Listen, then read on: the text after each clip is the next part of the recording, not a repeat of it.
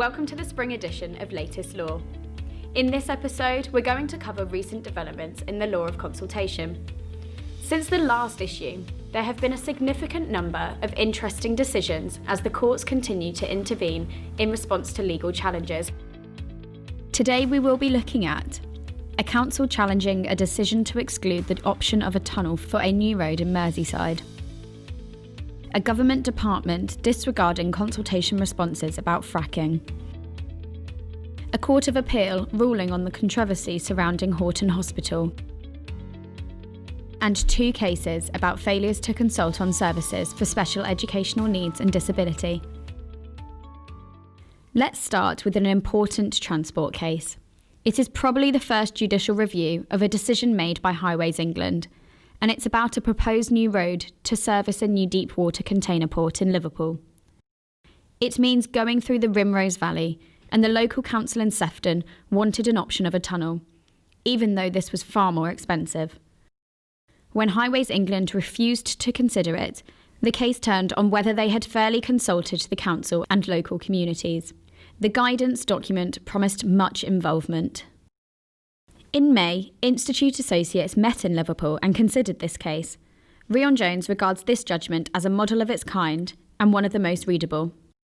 The Institute is, however, advising every day on options development and on the necessary stakeholder or community participation that's required. The failure of this challenge does not mean that other public bodies are immune from challenge, just because one of the alternative solutions is very expensive. Our view is that this case was very specific to Highways England, and that other infrastructure developers would be unwise to rely upon it to resist community demands for expensive options. Also in planning, there has been an important case concerning Heathrow's proposed new third runway, and whether the government's national policy statement on airports had been predetermined.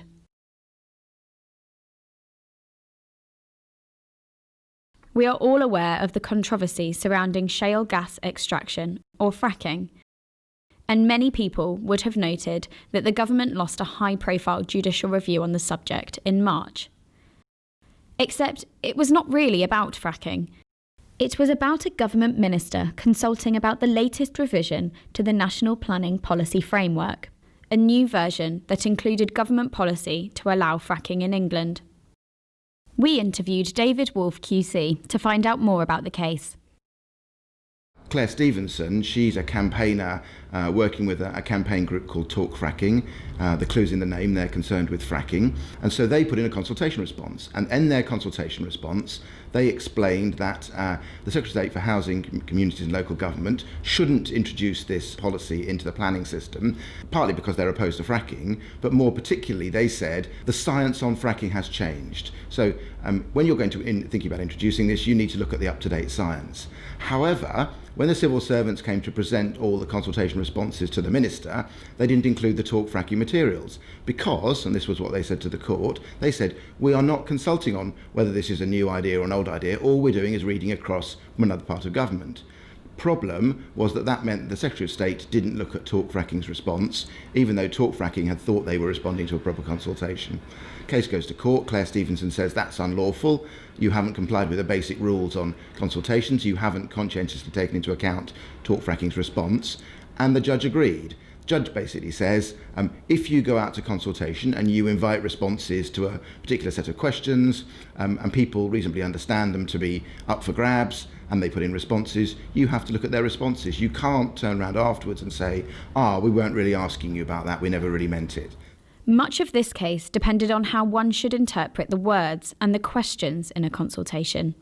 What the judge was concerned to work out is how people would have understood the consultation, because the judge wanted to think, well, what were people being asked about here, and what did they expect would be considered by the Secretary of State when he came to look at the answers. And the way the judge approached it was to say, well, this is a public document, it's going to be read by members of the public, how would they understand it? How would the reasonable reader understand this? So what the judge did was to look at the questions that were in the consultation, and one of the questions was, should we include this new policy on fracking? And the judge said, well, somebody would have understood that to be an open question that was inviting open responses. So they were entitled to put in their responses and say, don't adopt that policy, and entitled to expect the Secretary of State would have a look at what they said and take it into account.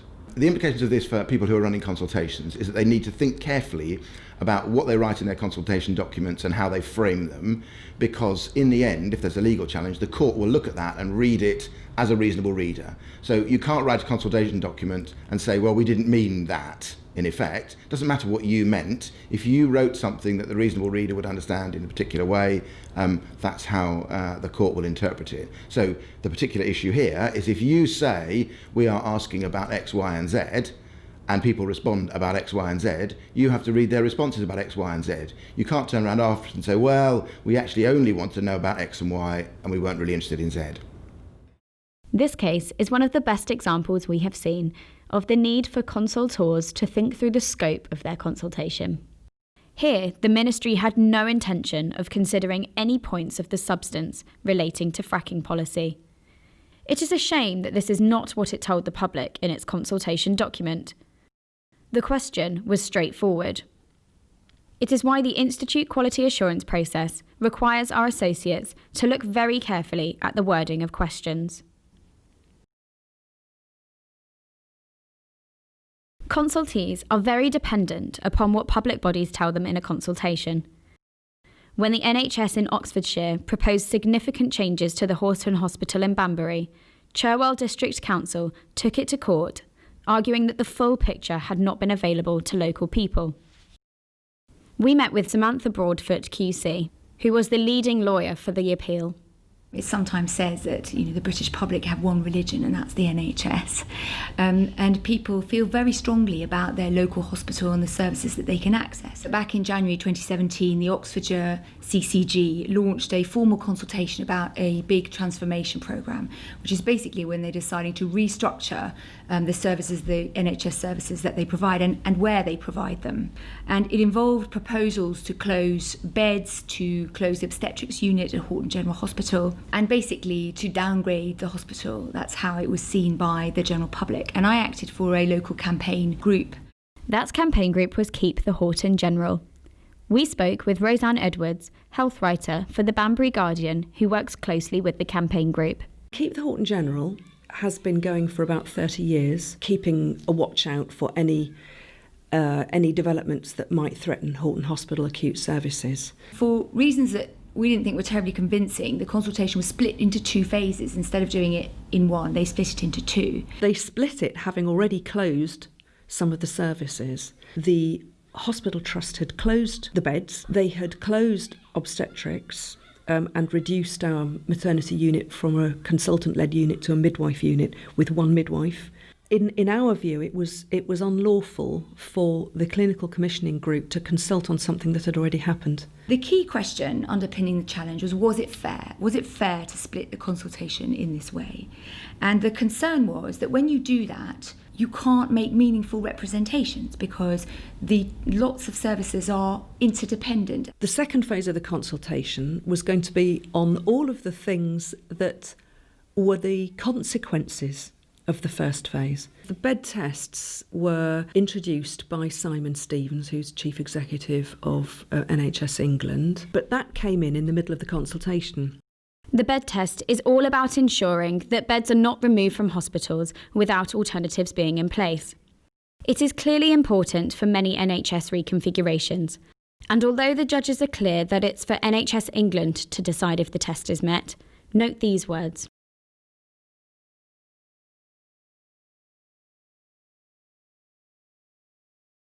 The NHS had better assume that the beds test and the other tests will inevitably and rightly figure in the public debate. You could argue that the CCG should have immediately brought those bed tests into the consultation and said to everybody openly and fairly, here are new bed tests. How do they apply to the closures at the Horton? They didn't. That was something that was basically considered retrospectively. It's very hard for the public to keep up with the changing language in the NHS. I think that's at the heart of the disservice that's being done to ordinary people, is that they can't be expected to understand what's actually happening to the NHS. On the issue of this interdependency of bed closures and community provision, it was the campaign group's view that the judge had simply fail to deal with that properly at all. And so, indeed, we appealed to the Court of Appeal on that. I was in court all the time for the judicial review and the appeal, and it felt very frustrating that the High Court judges didn't appear to sort of understand what the implications were. So under the NHS Act, so it's section 14Z2, the CCG must make arrangements to secure that individuals to whom services are being provided or may be provided to, i.e. the public, are to be involved in the planning processes. And there's statutory guidance which suggests that where you're considering service reconfiguration, which is what was going on here, consultation would be the normal way of ensuring proper involvement. Public involvement is key to ensuring that both that decision makers have the best information before them when they come to making their big decisions, and that stakeholders feel that they're involved. And if the passing of a proposal, like closing beds, by NHS England means that anything the public say is unlikely to make a difference, well, what's the point of consultation at all? Now for a couple of cases about services for special educational needs and disability in our schools. It has been a growing problem in recent years. We interviewed Anne-Marie Irwin to find out more about the implications of the cases. Over the last year or so, there's been a growing recognition that there's a crisis in SEND funding. And so there's been lots of parent campaigns about that. And local authorities themselves have been saying that they have huge deficits in their high needs budgets. Of course, local authorities don't want to cut SEND budgets, but it seems that they got to a position where they felt they had no choice, and so those cuts were being made. And parents were saying we're not being consulted, or provision on the ground isn't as it should be, and so there's been lots of press and attention generated around that, I think. Last year, Bristol City Council was challenged for not having consulted on a very large proposed cut in SEND services. It suggested that councils need to consult as soon as they become aware that what they are considering has serious implications. This year, however, Anne-Marie has worked on 2 other cases, and in both, the council successfully defended the challenge. So in the case against Surrey, we were challenging their decision to cut over £10 million from their SEND budget. In that case, we were arguing that Surrey should have consulted before taking that decision, and they didn't consult, amongst other grounds. During the course of that case, Surrey said that their budget was aspirational and that it wasn't set in stone, and in reality, they didn't actually reduce their funding for SEND. The court found in that case that because it wasn't a concrete decision where there were going to be inevitable cuts to services, then the consultation duty didn't apply at that stage. The court found that Surrey's decision in that case was lawful. In the Hackney case, one of the main grounds was that Hackney was cutting the amount of funding it gave to schools to deliver the provision in education, health and care plans. So they decided to cut that by 5% across the board. And again, we argued that Hackney should have consulted with parents and other stakeholders before taking that decision. And again, in that case, the court found that the duty to consult didn't apply at that stage because, again, Hackney's position was that there wouldn't be any change to services on the ground. Hackney also consulted with the schools forum, and so the court found that in the circumstances that was sufficient and the wider duty to consult didn't arise. One of the arguments we made in relation to consultation in that case was that Section 27 of the Children and Families Act gives rise to a duty to consult when the local authority is taking any decision which might impact on the sufficiency of SEND provision in the local authority. We also argued that in Surrey, and the court found that that duty arises from time to time when it's reasonable to do so, and found that the £10 million cut that was being made didn't give rise to that duty. In part, these cases have been about the 2014 Act's requirement to consult when SEND services are being reviewed. And this may be considered again when a major challenge goes to court in the coming weeks. But they are also about when and how councils must consult on budgetary proposals. We asked Anne-Marie whether councils might now be confused. The main differences between those cases was that in Bristol, as I said, there's this concrete decision to make a defined cut, and you've got Bristol's acceptance that would lead to a reduction or cessation in services. The difference between that and Surrey is, in Surrey, you've got the local authority saying that their budget is aspirational, it's not set in stone, they don't have to reduce their spending, and as I said, in reality, they didn't reduce their spending. And so you've got the clear-cut on the one hand and the aspirational cut on the other. What the court seems to be saying is that where it's very clear, then the duty to consult arises. Where it's less clear, that duty may not arise. But I think we would argue that if there's a cut being made, and particularly if it's a cut that's going to affect a group with a protected characteristic like disability, then there may well be a duty to consult in those circumstances. The case in June is arguing that central government is acting unlawfully by, we argue, not allocating sufficient funding to SEND nationally. We hope that if we're successful in that case, the outcome of that case will be sufficient funding for SEND. And so we would hope that will mean that local authorities don't take these difficult decisions to cut SEND budgets and to stop services or reduce services. For another opinion, I raised the issue with Rion, the Institute's founder. This must have caused a lot of uncertainty. Absolutely. I reckon that the effect of having first the Bristol judgment last year and now the Hackney and Surrey and goodness knows what else is to come must be to throw a lot of councils into considerable confusion as to when exactly we should be doing the consultation. But haven't councils been running budget consultations for many years? They do, and almost every council does it differently. Now, in the Institute, we draw a distinction between consulting on the shape of the budget, that's how much more for this function, how much less for that function, and the substance of the budget, which is the actual specific proposals. And I guess what's happened here is that with special educational needs and services for disabled children, those specifics are the point at which consultation has taken place. The dramatic impact of the Bristol case was that the judge said, no, you have to consult at the very point at which the shape of the consultation indicates that it's going to have widespread implications, and you better consult on those. So what can we do to help? Well, what the Institute is doing is running workshops now with many of our member councils to look at their current practices and to see how, in the light of these latest legal judgments, they can make themselves legally watertight.